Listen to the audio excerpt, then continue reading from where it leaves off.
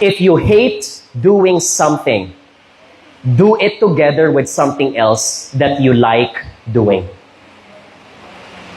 Can you give me examples that you've been doing this before? Listening to music while working. Very good. Give me other examples.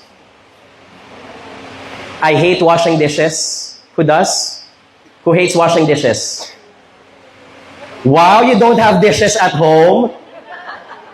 Who hates washing? Maybe take. A lot of us don't, right? So what do? I live alone. Washing dishes is usually 20 minutes. So I will watch my favorite Netflix episode for 20 minutes while washing the dishes. It takes away psychologically the stress of having to do something that I don't like. That's called a tandem technique.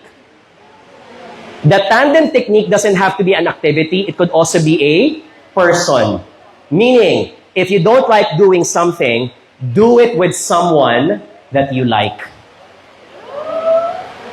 It doesn't have to be romantic, by the way. Kayo naman, no? Lahat na ng romantic eh. Lahat ba dito single? Kaya ganon?